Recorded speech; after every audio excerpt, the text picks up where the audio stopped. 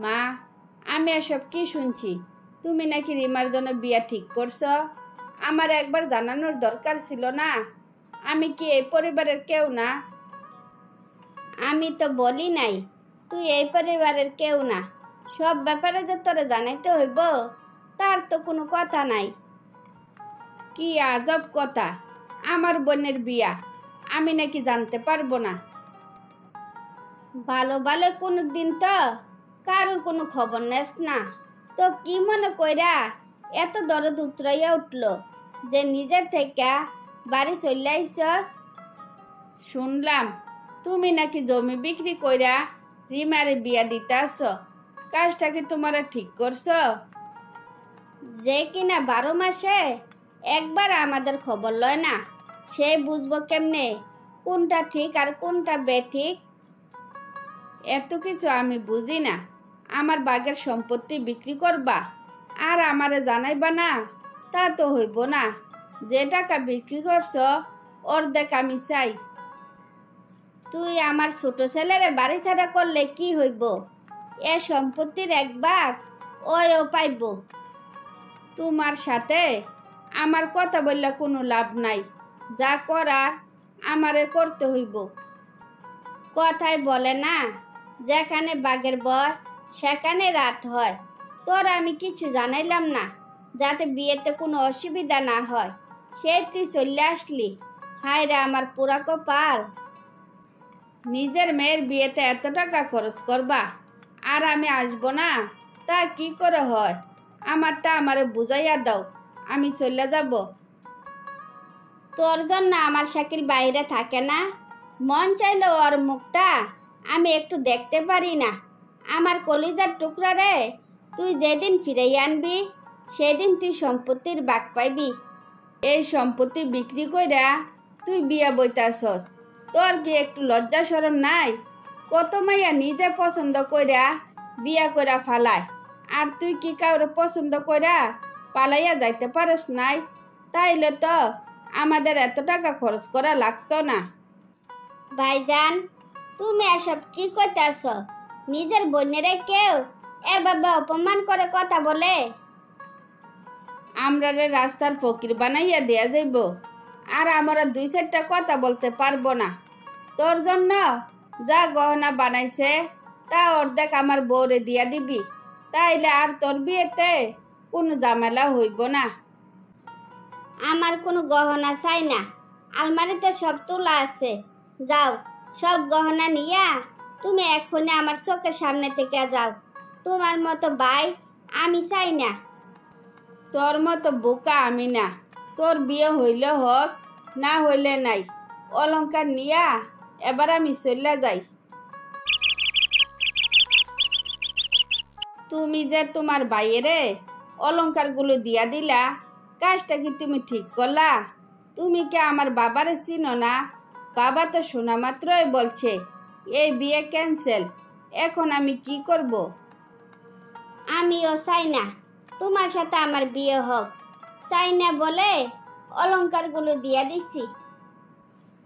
আরে বোকা, তুমি তো বিয়ের পরও দিলে পারতা। এখন আমি বাবারে ম্যানেজ করব কিভাবে? আমার ভাই আমারে যেভাবে অপমান করে কথা বলছিল, না দিয়া কোনো উপায় ছিল না। তুমি আমারে নিয়ে না ভেবে তোমার পরিবারের পছন্দের মেয়েকে বিয়ে করে সুখী হও। তোমরা সবাই স্বার্থপর। তোমারে পছন্দ করাতে আমার ভুল ছিল। কত কষ্ট করে বাবা মারে ম্যানেজ করলাম, একটু অপমানের জন্য তুমি আমার এত বড় সর্বনাশ করলা। কাজটা তুমি ঠিক করলা না। বিয়ে ভেঙে দেওয়াতে তোমার অল্প সর্বনাশ হয়েছে। এরকম নরপিশাচের বোনের যদি তুমি বিয়ে করতা তাইলে তোমার অনেক বড় সর্বনাশ হইয়া যাইত। সর্বনাশের হাত থেকে তোমার আমি বাঁচাইছি মাত্র। পারলে আমারে ক্ষমা করে দিও, আমারে বলে যেও। আমারে এত বড় শাস্তি দেওয়া তোমার মোটেও ঠিক হইল না। ভালো থেকো তুমি। তারপর তন্ময় মন ভরা কষ্ট নিয়ে বাড়ির উদ্দেশ্যে হাঁটতে থাকে। কখন থেকে আমারে বসাইয়া রাখছ? কি যে বলবার বলবার বইলা তো কথা বলতে কি এতক্ষণ লাগে? তুমি তো আমার কোনো কথাই শোনো না। অযথা তোমারে কোনো কথা বললে লাভ আছে? আমার কথা কি কোনোদিন তুমি ভাবো? তুমি তো সব সময় তোমার পরিবার নিয়ে পড়ে থাকো। বারে, পরিবার নিয়ে পইরা থাকি তা ঠিক আছে, কিন্তু তুমি তো আমার পরিবারের একজন। তোমারে তো আমি কম কেয়ার করি না। কি তুমি বলতে পারবা যে তোমারে আমি কম কেয়ার করি? এত কেয়ার টেয়ার বুঝি না। আমি আর যৌথ পরিবারে থাকতে পারবো না।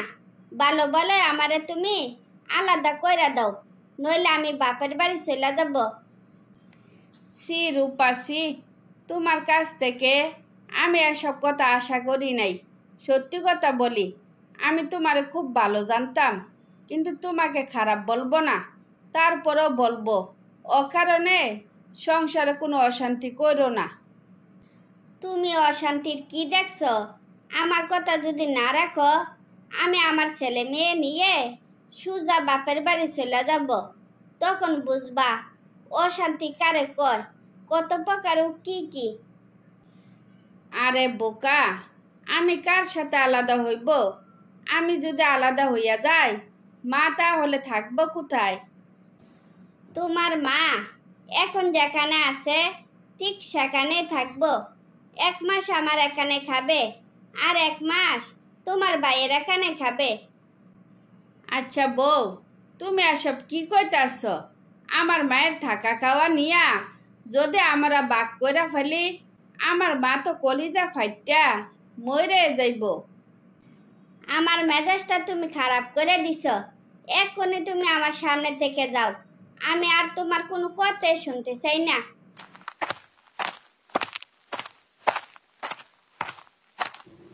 কি রে নাহিদ, কি হয়েছে তোর? মনমরা হইয়া বসে রয়েছিস কেন? মনে শান্তি থাকলে মন ফুরফুরে থাকে, কিন্তু মনে শান্তি না থাকলে কোনো কিছু ভালো লাগে না। আমার এত ভালো বউডার হঠাৎ করে যে কি হইল বুঝতাছি না।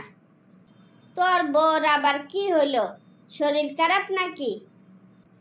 শরীর খারাপ হইলে তো কোনো অসুবিধা ছিল না, ডাক্তারের কাছে নিয়ে চিকিৎসা করাইতাম, কিন্তু ওর হয়েছে মানসিক রোগ, যে রোগের কোনো চিকিৎসা নাই।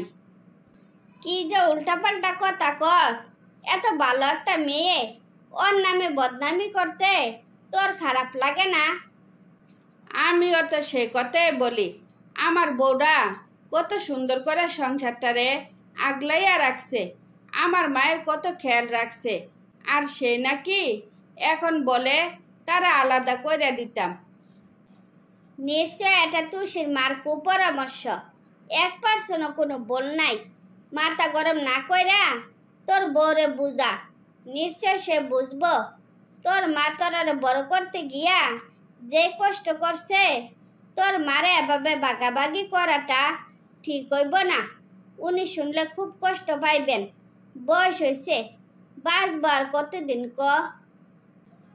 আমরা ওরে কোনো দিন তুই করে বলি নাই, কোনো কিছুর অভাবে রাখি নাই, কোনো কিছু কম থাকলে আমরা কম খাই, তারপরেও যদি হয় আলাদা হইতে চায়, আর কি কিছু বলার আছে ক? যা, মন খারাপ করে না থাইকা বুঝাইয়া সুজাইয়া বউরে কন্ট্রোল কর।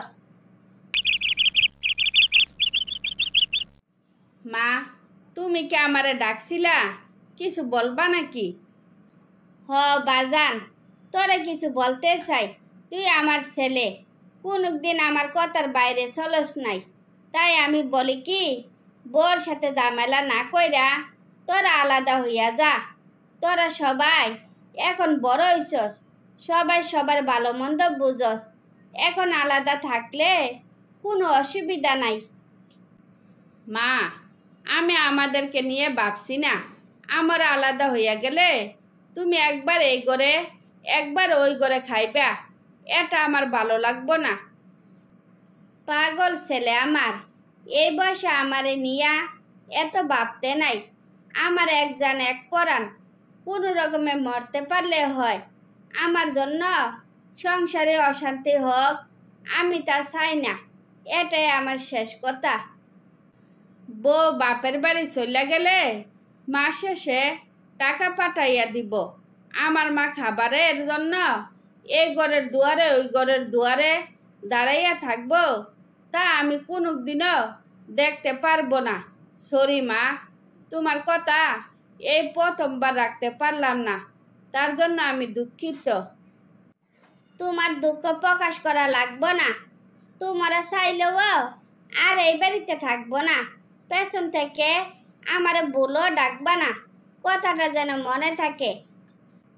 মা, তুমি চুপ থাকো, ওরে যাইতে দাও। ওই ভুল সিদ্ধান্ত নিছে তো, দেখবা একদিন ওই নিজের থেকে ফিরে আসবো।